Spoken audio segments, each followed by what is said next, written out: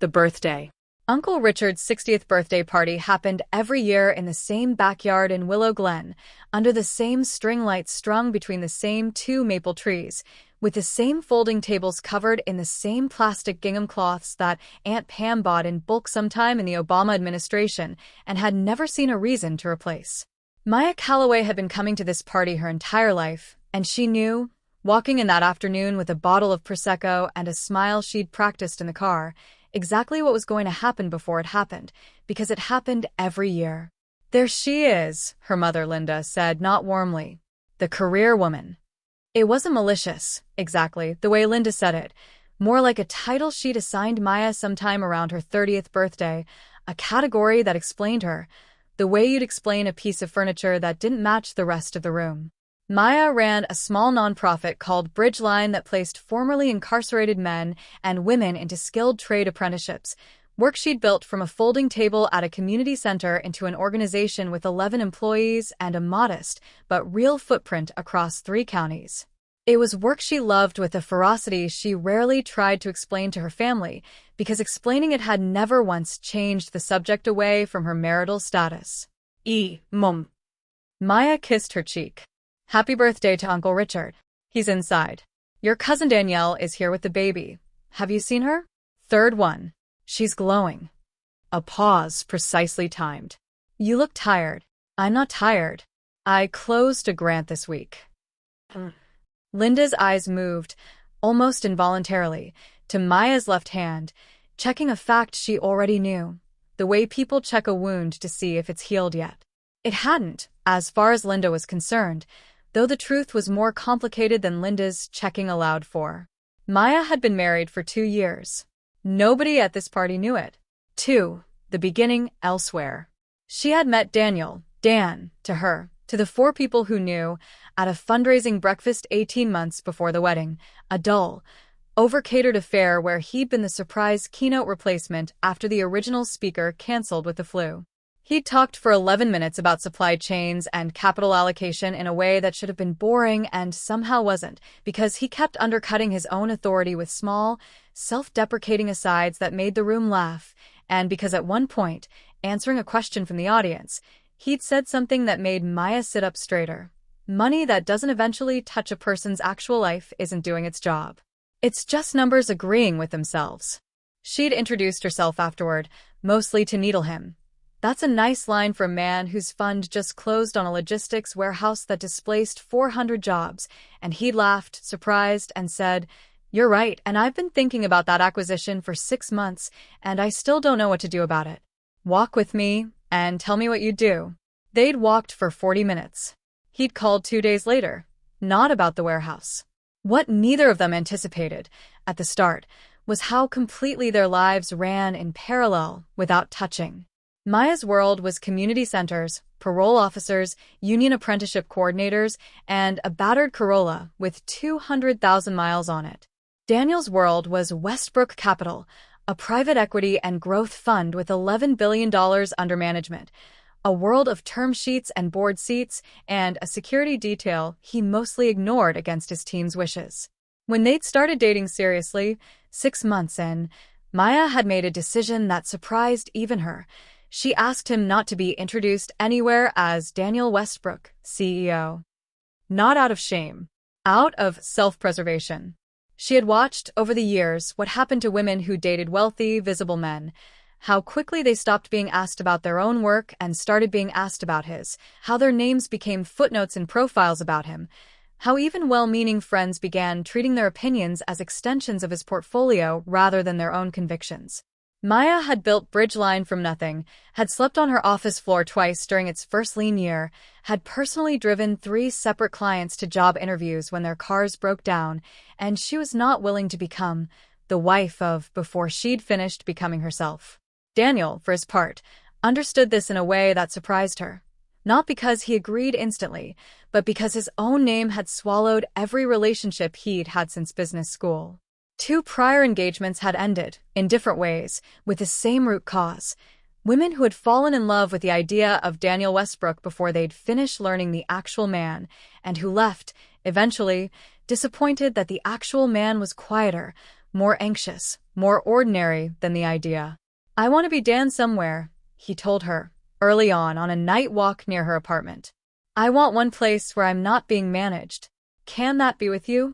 They'd married 18 months later, in a small ceremony on a friend's property in the Catskills. 19 guests, none of them press, none of them Maya's family, a fact she still occasionally woke up with a low hum of guilt about, though never enough guilt to change the decision.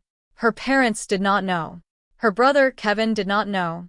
Nobody in the Willow Glen backyard, under the string lights, eating potato salad off paper plates, had any idea that the quiet, tired-looking nonprofit director standing near the drink table was married to a man 3 of the men at this party had spent 2 years trying and failing to get 15 minutes with.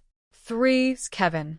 Her brother arrived 40 minutes into the party with his wife, Sarah, and their 2 kids, and made his way toward Maya with the specific energy of a man who'd rehearsed something in the car. "You seeing anyone?" Kevin asked, no preamble, holding a beer he'd have working on all afternoon. "Nice to see you too, Kev." "I'm serious. Mom's worried. We're all worried, kind of, honestly. 34's not, it's not old, but it's not nothing either." He said this with the particular confidence of a man happily married since 26, a man who had never once had to build a life alone and therefore assumed, without unkindness, that anyone who must be doing something wrong.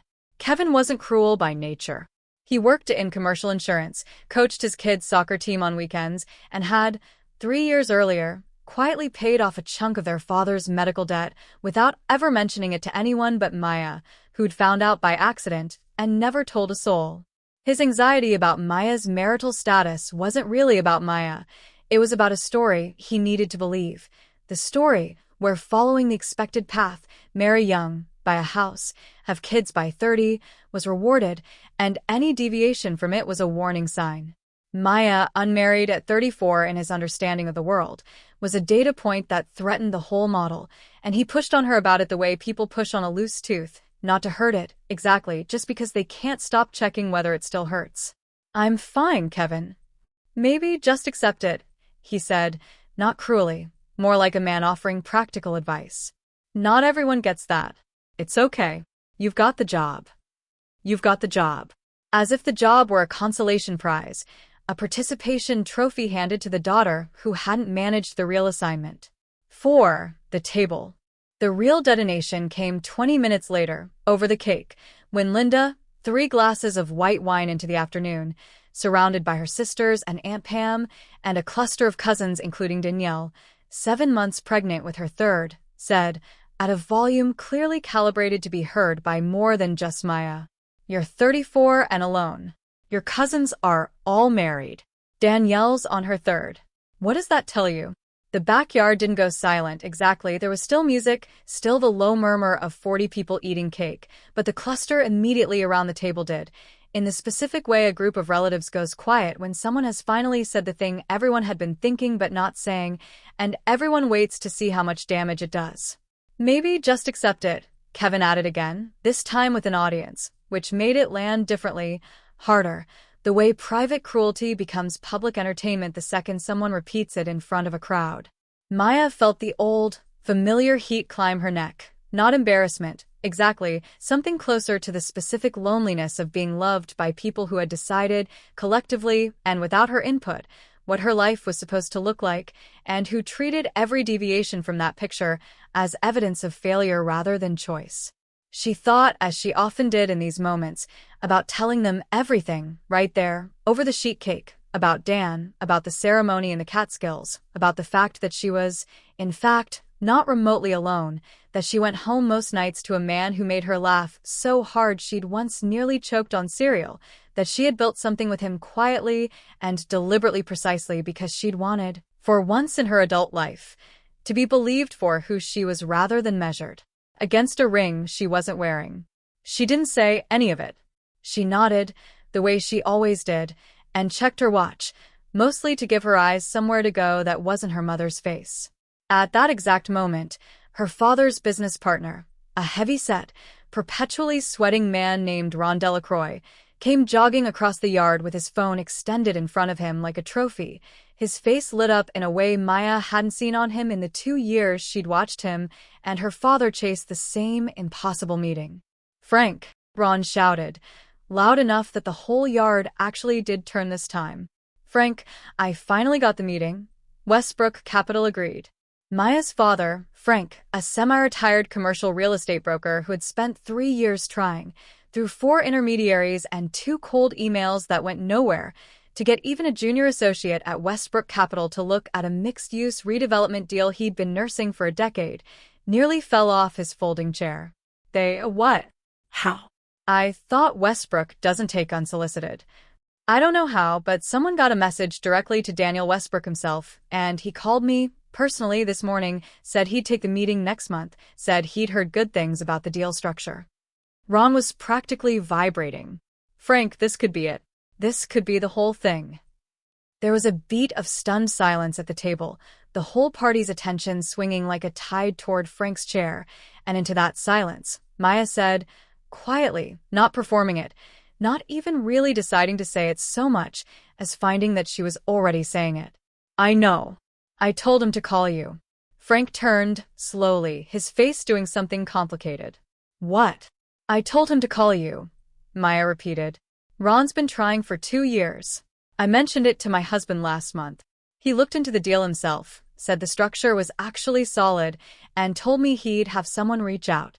The word husband landed in the backyard like a dropped plate. Linda's mouth opened. Kevin set his beer down without seeming to notice he'd done it. Frank's face, gone through confusion, arrived somewhere between disbelief and something rawer. "How do you know Daniel Westbrook?"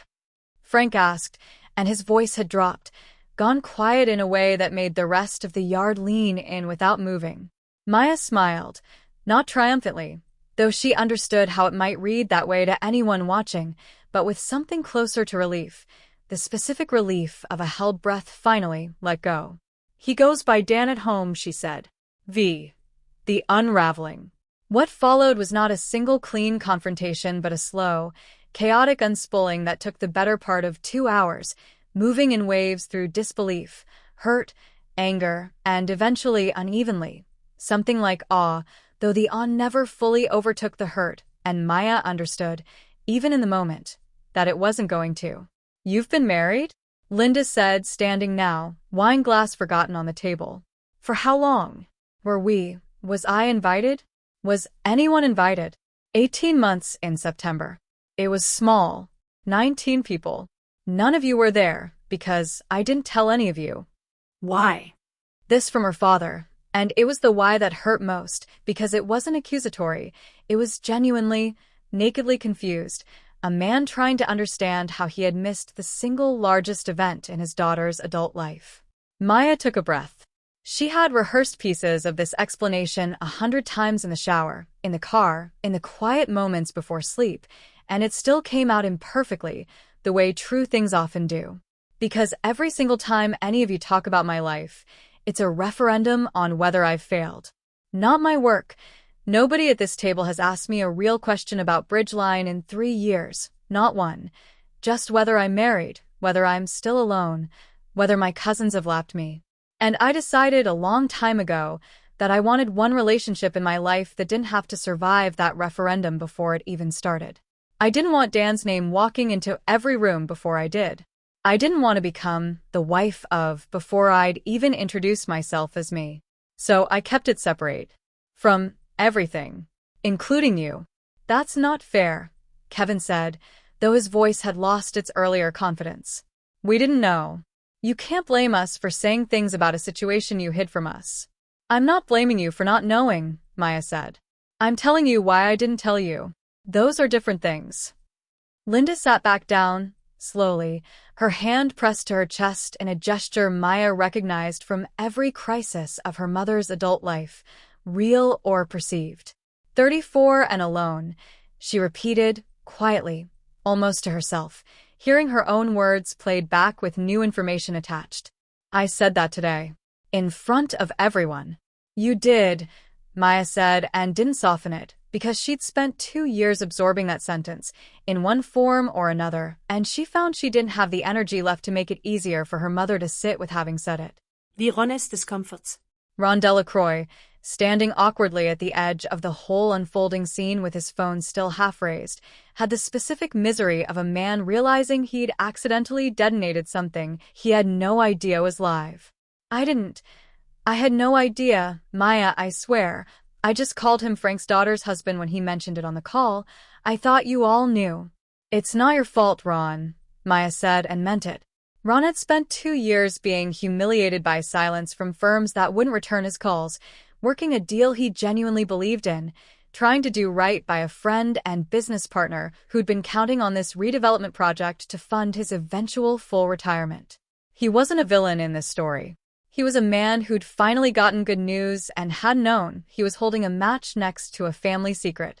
Frank pulled Maya aside near the drink table, away from the immediate audience, his face still working through something.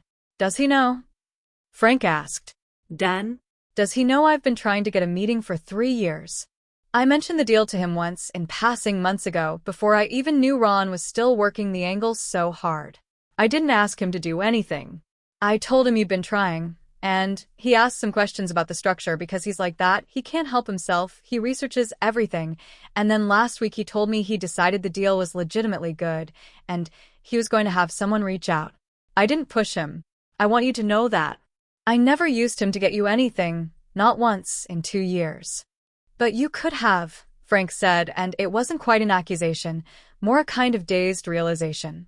This whole time, you could have gotten me that meeting whenever you wanted, and you didn't say anything. I could have gotten you 100 things, Dad. I didn't want our relationship to become about what I could get you. I wanted you to keep seeing me as your daughter, who runs a nonprofit, not your daughter, who happens to be married to money. Frank was quiet for a long moment, looking at her the way he used to when she was small and had done something that confused and impressed him in equal measure. The time she'd organized a neighborhood car wash at 11 to pay for a friend's medical bills. The time she'd talked her way into a college scholarship interview she technically hadn't qualified for. I don't know whether to be proud of you or furious with you, he said finally. You can be both, Maya said. I think I've been both about myself for 2 years. 7. Life outside the backyard. The party did not end cleanly, and Maya, driving home that night, alone, because Dan had been in London for 2 days for a board meeting and wouldn't be back until Thursday, found herself thinking not primarily about the drama of the reveal but about the pieces of her life that had nothing to do with any of it, the pieces her family had never once asked about in the chaos of the afternoon. She thought about Marcus, one of Bridgeline's first apprenticeship placements, 5 years out of incarceration now, who'd called her that morning to tell her he'd just been promoted to journeyman electrician and wanted her to come to the small ceremony his union local was holding.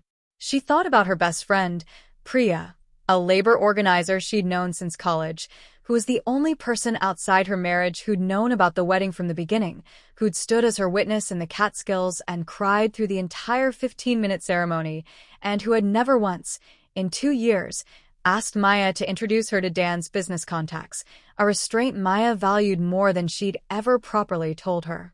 She thought about the pottery class she'd started taking on Tuesday nights, badly, joyfully, the one part of her week that had nothing to do with anyone's expectations of her, where she was simply a beginner making lopsided bowls alongside 7 strangers. She thought about Bridgeline's fall fundraiser, 6 weeks out, still needing a keynote speaker, still needing 40 more RSVPs to hit budget, a problem that felt, in that moment, more real and more hers than anything that had happened at the party. Dan called that night from London, his voice thick with fatigue and the 11-hour time difference. How was the party? They know, Maya said. All of them. Everyone. There was a pause. How? She told him the whole thing. Ron's phone, the meeting, her father's face, her mother's stunned retraction of a sentence she'd said 20 minutes before it stopped being true. Dan listened without interrupting, and when she finished, he said quietly, "Are you okay?" "I don't know yet. I think I'm relieved. I think I'm also grieving something a little, the specific shape of the secret. It was mine for 2 years. Ours. Now, it's everyone's. Do you regret it? Then not telling them?" Maya thought about it seriously before answering because it deserved a serious answer. No. I think I needed those 2 years to build something that was entirely mine before I let them near it. I don't think I could have survived my mother commenting on our wedding planning, or Kevin asking what your net worth meant for my retirement account, or any of it. I needed it to just be ours first. But now that it's out, I don't know how to make it not be about the money. To them, right now, I think I've stopped being their disappointing unmarried daughter and become something else entirely. The daughter who's connected, the daughter who can open doors. I don't know which one is worse, honestly. You could tell them the truth, Dan said. That you married someone who happens to run a fund, and none of that changes who you actually are or what you actually do all day, which has nothing to do with me. I could tell them. I don't know if they'll hear it. My dad's been trying to get a meeting with your firm for 3 years. That's a hard thing to be quiet about now that he knows I could have handed it to him at any point. 8. Ron's deal, months later. The Westbrook Capital meeting happened 6 weeks later, and it went, by every account, extraordinarily well. Frank's redevelopment deal was structurally sound. The numbers held up under diligence, and by August, Westbrook Capital had committed $60 million to the project, the single largest transaction of Frank's career. Ron cried, unashamedly, at the closing dinner. Frank, for his part, insisted, genuinely forcefully, that he did not want anyone to think Maya had pulled strings, a phrase he used so many times over the following months that Maya began to understand it as less a defense of her and more a defense of himself, an attempt to preserve the story that he'd earned this on the deal's own merits, which was, in fact, entirely true, and which Dan confirmed independently more than once. The deal had been evaluated on its numbers alone, and would have been rejected regardless of Frank's relationship to Maya if the structure hadn't held up. But something had shifted permanently in how her father looked at her, and Maya felt it every time they were in a room together after that, a new deference, a carefulness, as though he were recalibrating, in real time, exactly how much of his daughter he had actually known before that afternoon in the backyard. It wasn't unkind. It was just different. And Maya mourned, quietly, the version of the relationship where her father had simply seen her as his daughter who ran a nonprofit and occasionally worried, in his own limited way, about whether she was lonely, a worry that, however clumsily expressed, had at least been uncomplicated by money. 9. Linda. Her mother took longer, and the repair was messier. Linda called 3 days after the party, her voice smaller than Maya had heard it in years. I've been thinking about what I said. 34 and alone. I keep hearing myself say it. I know, Mom. I wasn't trying to hurt you. I think I was scared. Watching you build that whole life without me in it, the job I never understood, and now I find out a marriage I never even knew existed. I think some part of me has just been terrified, for years, that I was losing you to a life I couldn't follow into. And instead of asking about it, I just kept telling you what was wrong with the life I could see, because that felt safer than admitting I didn't understand the one you actually had. It was the most honest thing her mother had said to her in a decade, and Maya, sitting alone in her kitchen with a phone against her ear, felt something in her chest loosen slightly, though not entirely, because understanding why her mother had done it didn't erase 2 decades of the doing. I'd like to actually know you, Linda said. Both of you. Not because of who he is. Because I missed a wedding, Maya. I miss my daughter's wedding, and no amount of him being important to other people changes the fact that I wasn't there for the thing that actually mattered. That, Maya thought, was the truest sentence her mother had said all year, and also the one that hurt the most, because it was true, and there was no version of the future that gave her mother back that missing afternoon in the Catskills, no dinner or apology or introduction that could insert Linda into a ceremony that had already happened without her. What stayed, what didn't. By the following spring, something like a new equilibrium had settled over the family, though not the one anyone would have designed on purpose. Dan came to Thanksgiving, awkwardly at first, visibly working to be simply Dan, helping Kevin's kids build a blanket fort, arguing with Frank about a football call, doing dishes without being asked twice, and by the second visit, most of the family had mostly stopped treating him like a specimen, though Aunt Pam still occasionally slipped and called him Mr. Westbrook at the table, and he always corrected her gently, the same way, every time.